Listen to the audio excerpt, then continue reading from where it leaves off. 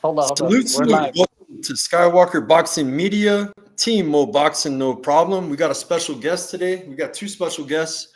We got Coach Jesse James Ochoa, and we also have RAYMON REDFEATHER Rivas, 2-0 boxer. Has a big fight coming up March 8th in Pomona, California. That's going to be at the Fox Theater. Get your tickets. He's facing an undefeated Russian.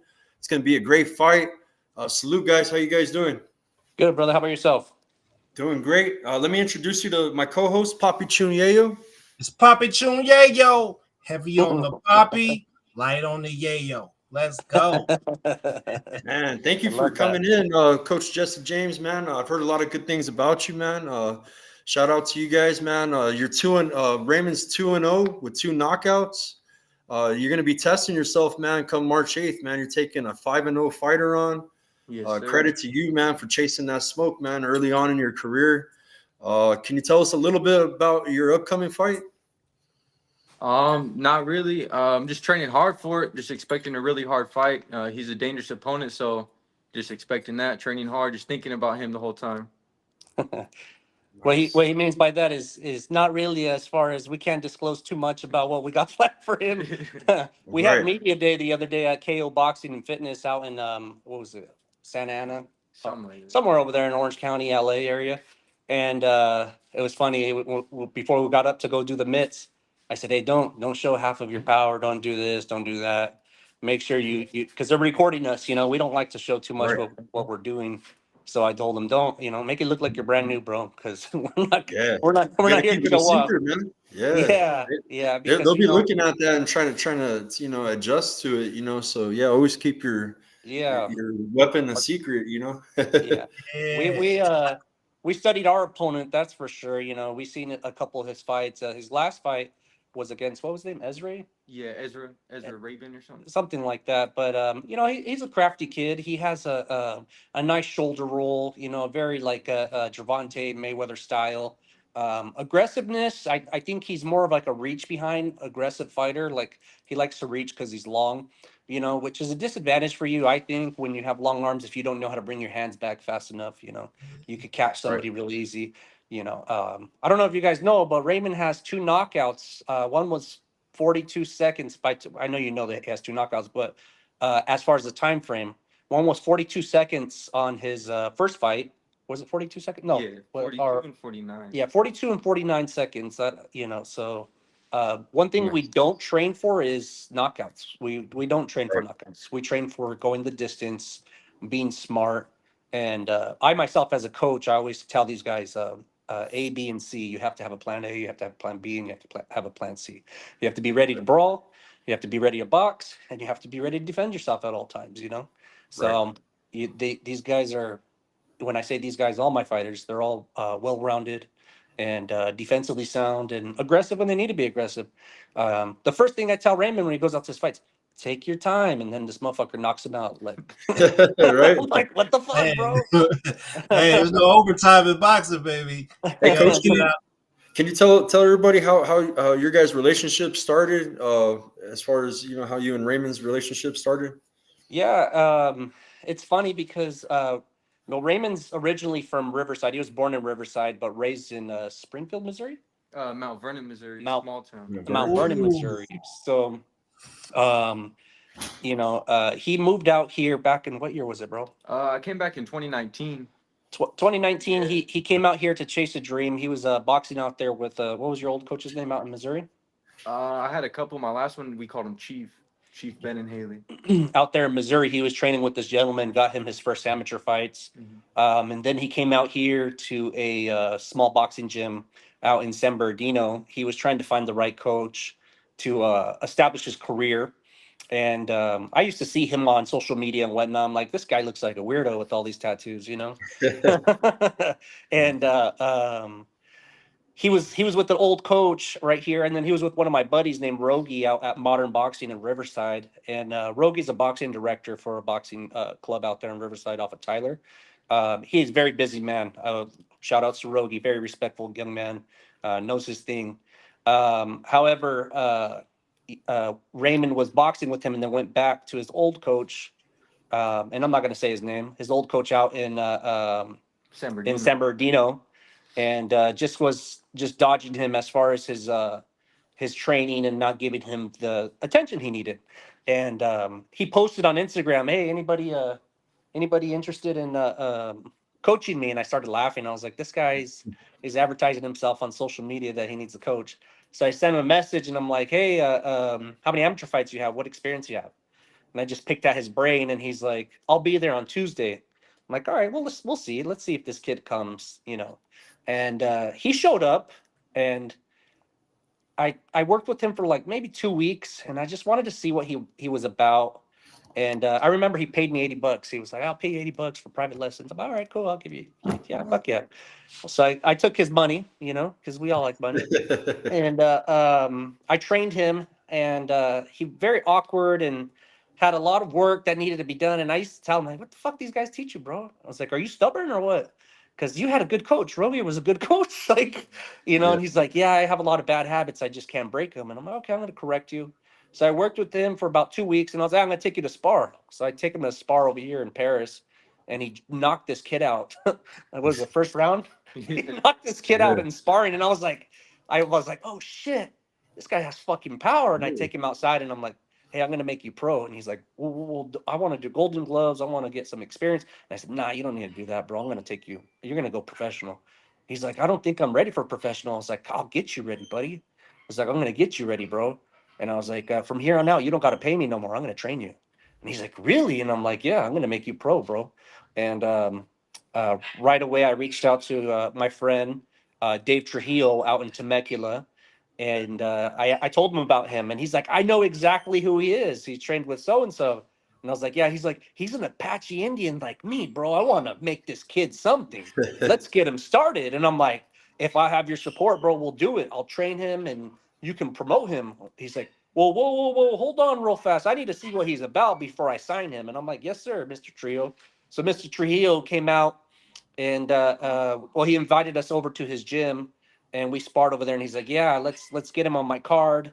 I'm having a card at Saboba Casino. We'll get him a B-side opponent. You guys have to sell tickets." So we sold 75 tickets his first fight. They went really fast, and yeah, from there it was history, man. It was just all hands on deck with him, and I've been training him almost every day, Monday through Friday. We go out and spar at many gyms. Yeah, and like I said, man, we we train for distant fights. We don't do just let's work on haymakers and knockout shots. Like that's Yeah. not what we do. Like a lot of our mitt work and everything I do a lot of combinations with him. And a majority of these fancy coaches that do a lot of mitt work, which I'm one of them, I can do fancy mitt work with him. You don't use in a fight, bro. It's the strategy. It's the coach teaching you what you need to do and what you're expecting inside that ring against your opponent, what the weaknesses of the other opponent is, and working with the coach. And I think that's something that he really lacked, with his some of his coaches are just being stubborn. He was stubborn. I had to smack the shit out of him. You could ask him. But it's just part of the game and getting him where he's at. And this opponent, I told him, I'm like, bro, you got 2 fights under 1 round. Let's take a challenge. Let's see what this guy's about. And we seen this fight. We seen his last fight, and he's with a good coach himself. He's right there in LA with a really well known coach. He's an old school coach. I think his name's Maschetto or something like that. Yeah. Roberto Maschetto or something like that. I forgot his name, but really well known coach in the amateurs and professionals. And I just told him, I said, hey, bro, we just got to come in ready and just be ready to go the distance and be ready for a crafty fighter. That's what we're going to do. And our sparring partners, we hats off to KMF and Rain Cross Boxing and Riverside. Also another gentleman from Corona. He has 176 amateur fights. He's a good sparring partner for him. Really long kid, fights with the shoulder roll. So we've been using that, and just mimicking our opponent pretty much. And like I said, man, just getting everything bells and whistles. But that's where we met, man, off of social media. I've seen him before, but never had a personal relationship with him until now. Man, that's a crazy story. Listen, so over here on our channel, we want fans to be able to grow with the fighter and be able to follow their journey from the bottom to the top, right? So I wanna ask a question that'll help fans know you a little bit better, but I want to preface it with a small story. So, most of our audience knows that Skywalker and I are both military. We're vets. We've been to war and things like that, and we've seen a lot in the world.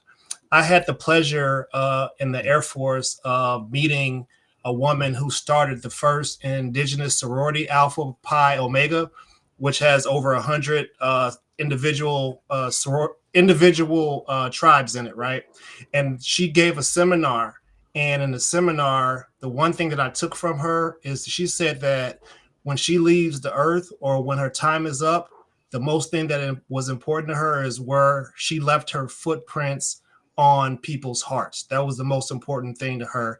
So I want to ask you, as being a representative of an Apache tribe, what sort of legacy do you want to leave, and how do you want to build?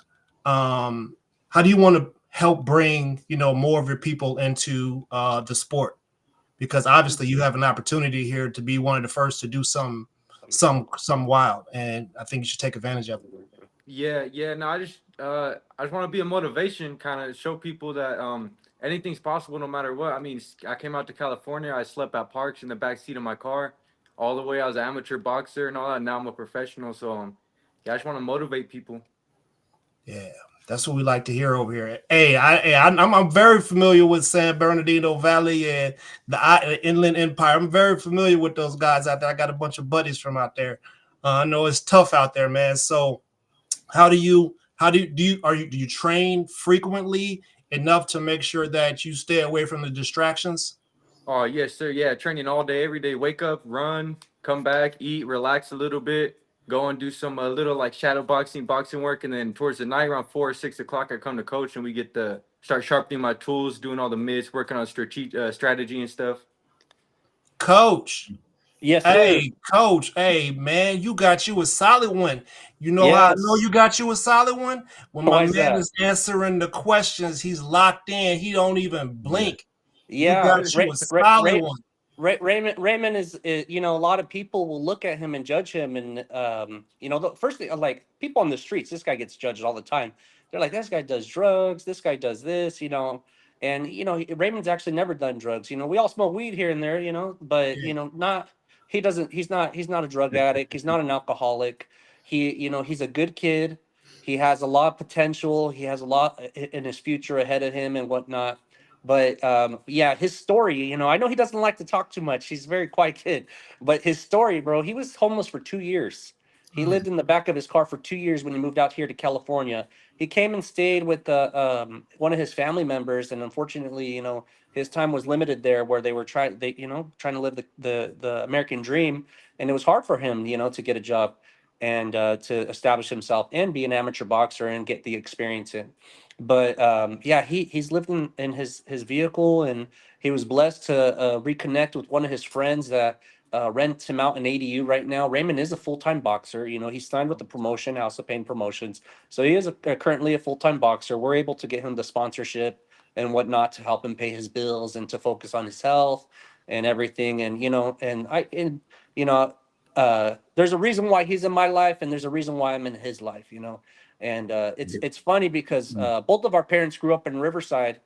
And small world, man. My mom actually knew his dad after his first fight. They're like, "Oh shit, we went to high school with each other." It's like it's just weird how the world goes round and how everybody just gets placed into your life for a certain reason. And this kid has been through so much, man. I can just tell you, like a lot of these fighters, they have the privilege of waking up and going to these fancy gyms, or they have a nicer life. They have a beautiful home, and this guy, he honestly, he's we call them cul-de-sac kids. He's one of the cul-de-sac kids. Yeah. He's been homeless since he was 14. So even in Missouri, but he was hopping from couch to couch, boxing out there too with his friends. And he has no remorse towards his family or whatnot. Everybody was growing up and having a struggle. Even being young parents and whatnot. He loves his family. He has more respect for anybody than I've never seen this guy talk shit. He just has such a positive vibe and positive energy. He's always happy and everything's yes sir, no sir, thank you. We just love to just be positive in every aspect, and in any opportunity that's given to us, we're open to it, to talk about it and do what we got to do for his career. And this opportunity with this 5-0 guys, this is one of them, bro, because it could open a big door for him if we execute our game plan and come through. We're just trying to make a world champion here and get him where he needs to be. So and listen, me personally, I want to see you use your platform and use your particular status to help build in your community. We do a lot of building here in my community. Like we've got gyms open by world champion boxers, and we're building and we're helping the community out by getting some of the kids off of the street. So, make sure that you use your platform to reach out to people, because people like me and Skywalker and the group of people that we hang out with, we want to see people like you become successful and be able to impact the community in a positive way. Definitely. So yeah, you not using drugs and alcohol, that's an example all into itself. You can show your people, your friends, your people you grew up with, that you can use boxing as a discipline to be able to not do those things. And it's nothing but up from here, man. So salute to you for that. I know you're a solid guy. You got a great coach right here. And let me, I know boxing's a new thing. So again, I would want to know where you see yourself really in 10 years from now. Like, what is it? Oh, the first Apache world champion type thing. Like, do you have a vision like that? Well, that's for sure. Yeah, first Apache world champion for sure. And I just leave it in God's hands, really, from there. All right. Yeah, you got a great coach, man, behind you, man. Yes, This is like, it kind of reminds you of like Mike Tyson's story, you know what I'm saying, with his coach, you know what I mean, back in the day, you know what I mean? It's pretty similar. And you got good manners, bro. You're, and you've been through a lot in life. That's gonna make you definitely tough, man, in the future. So, man, shout out to you guys, man. I appreciate it. Yeah. You guys have any other questions? We're gonna get started training right now. Yeah, So yeah, Coach.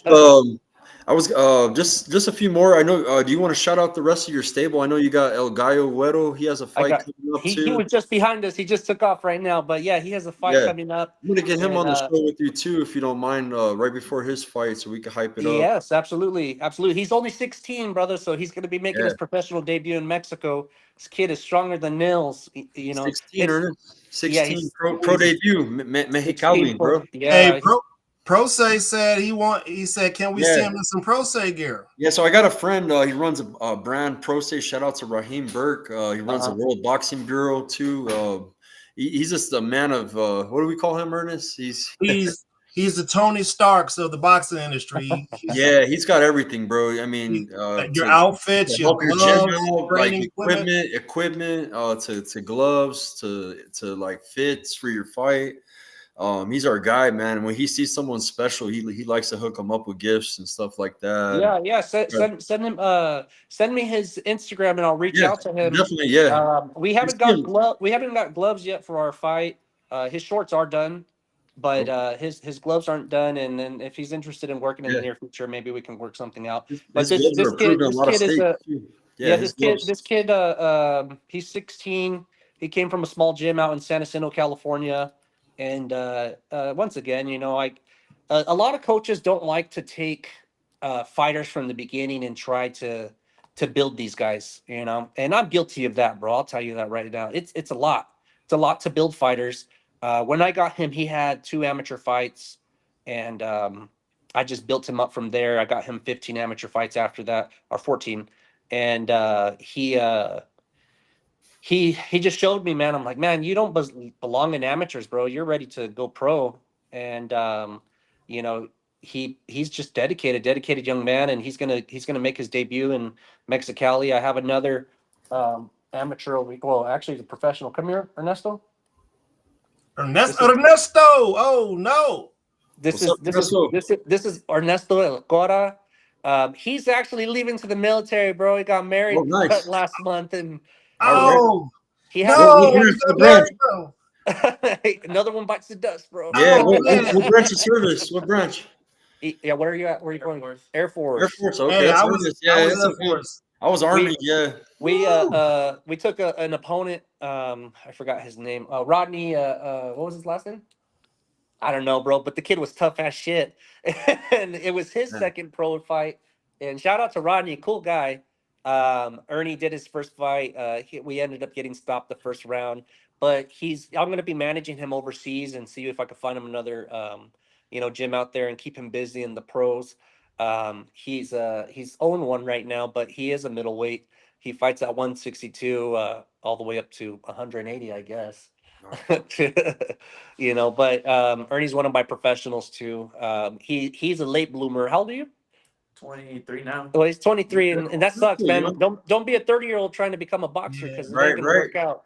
right. And it doesn't work out. I'll tell you that. There's I not too came many back of at those 40, guys. bro. At 40, and I did an exhibition, and man, that shit was rough, bro. I Yeah, was yeah. pulling I mean, I'm 30. muscles. I'm 32, bro, and I feel old as shit, man. Yeah, But when you're trying to become a pro, you have to really understand the game as far as just like your career wise. If you're fighting 6 times a month for a year, which is very rare, it's not an easy road up to the top. You're gonna have challenges in front of you. And with him, he only had how many amateur fights you have? Like three or four? Four. Like four. He only had 4 amateur fights, and I said, "Hey, bro, let's just make you pro, dude, because yeah. he was sparring all the pros, so that's why he did it." I was like, "You can stay in the ring with the pro. I don't see why we can't debut you." And the guy we fought, he was from Jaime Munguia's camp, no? Yeah, he was from Jaime Munguia's camp, and yeah, it was a tough opponent, but that guy was tougher than nails. And we actually even changed our weight last minute. We went up in weight because our opponent couldn't make the weight, so we were like, "Oh, we'll just do it." But yeah, we should have stayed down in weight, or Hey, Coach, we weren't live earlier, but I want to show the audience. This one, I have a record. I want to see my uncle again, bro. If you could show everybody my uncle. Yeah, absolutely. So Yeah, Bobby Chacon, rest in peace. yeah. Rest in Uh, peace, to my Theo, man. him and his girlfriend. She was a very sweet lady too. She supported him a lot through his career. So Bobby Chacon was a very good friend of ours. My father, he opened this museum in San Bernardino, actually. It was called the WBC Boxing Council. We're no longer affiliated with it. We're doing our own thing now. You know, he did all these induction ceremonies, but here's Bobby right here, him and my dad. He always liked to kiss everybody. Yeah. Theo's He was, always a super friendly guy, man. you know, a lot of people don't know his story. I don't know if you know his story. I could tell you about it. Yeah. He, Oh, right. I know a lot about, yeah, no, his story was very sad, man, and yeah. a You lot of know that people the thought, family loved him, but the sickness kind of overtook him as well, far as like a lot of people why thought he was. he was punch drunk, bro. A lot of people thought he was just punch drunk, but I think he attempted to shoot himself, and he wasn't Yeah. successful with that, and it damaged his brain, bro. And a lot of people think, oh, he was just punch drunk, but no, he had put a bullet through his head, bro, because you know of what happened with his late wife, and Yeah, Valerie. Yeah. and that was just a very hard thing for him because she told him not to fight, but it was Yeah. sad because you know he to see That him. same year, bro, he fought 5 times. He hadn't been a champ since 1974. This is 1982, so this is 8 years. 8 years after being a world champion, he's trying to become a world champion at 130 pounds. Yeah, And that year, man, his wife committed suicide. He fought 5 times, had fight of the year against Bazooka Limon. The fourth time they fought, he became the WBC champ in '82. And then the next year, he defended his shit against Boza Edwards. And Don King was trying to bring on Hector Camacho, bro, on the scene. Yeah. So they called my uncle the People's Champ because he didn't take the money. He didn't care about the money. They were trying to offer him all this money because they wanted to bring on but he's like, Hector Camacho don't deserve it. At the time he didn't.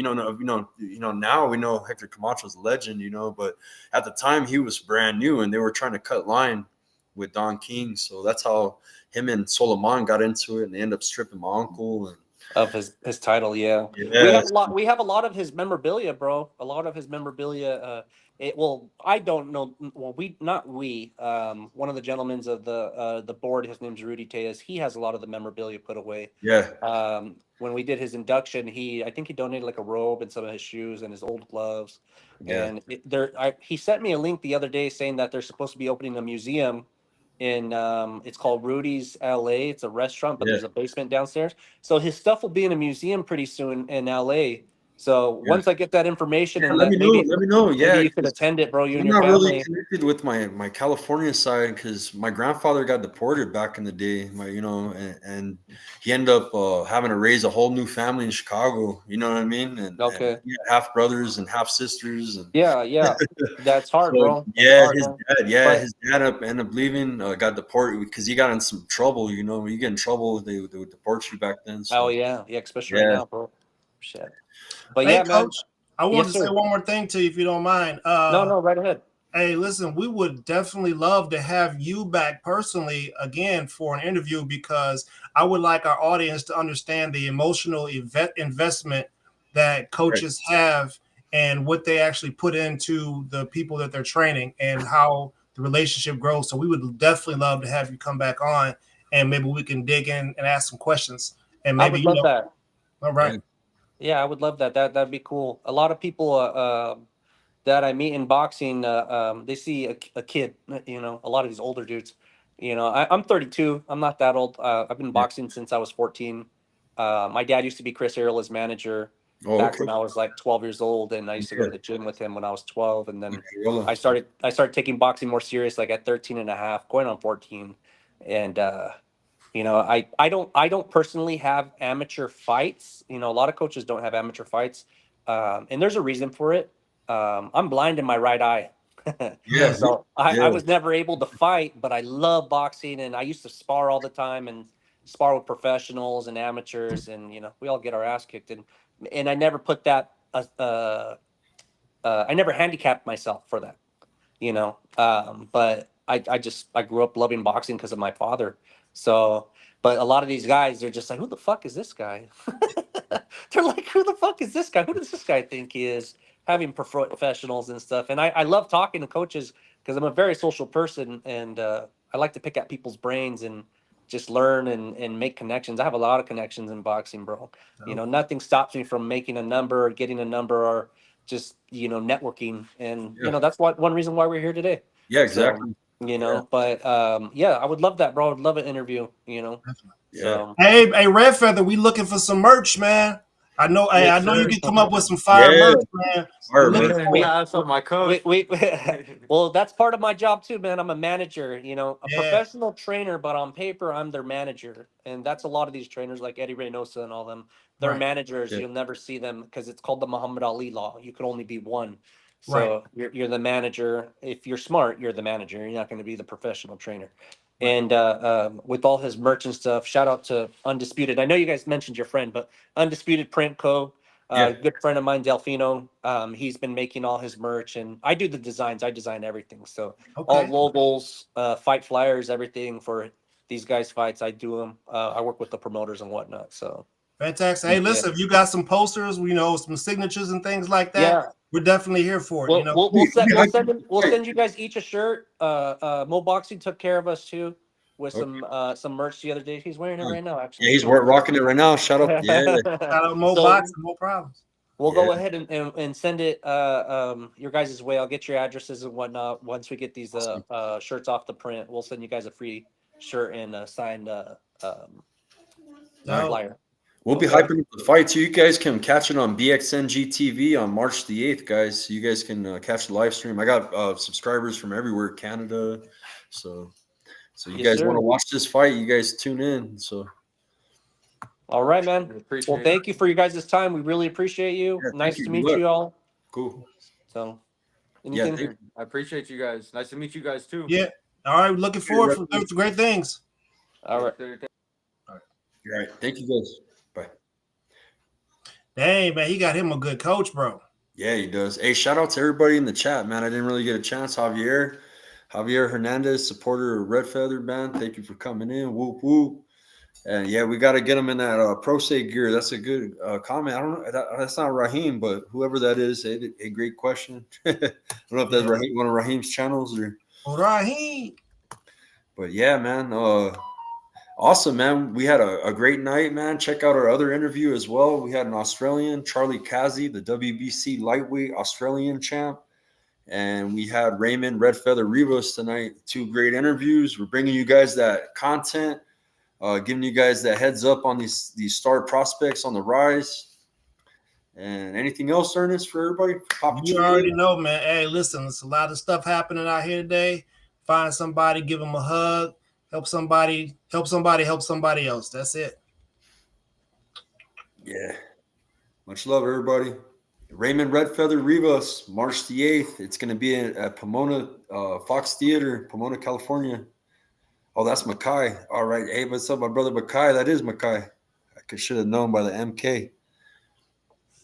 Salute, my brother. But yeah, thank you guys for tuning in. Much love to everybody. That was a great recommendation, Makai. We got to get him that Pro Se. Sir. But thank you guys. Much love. Yeah, I know Makai. I wish I could do him again, man. That'd be dope. But much love to everybody, man. Peace.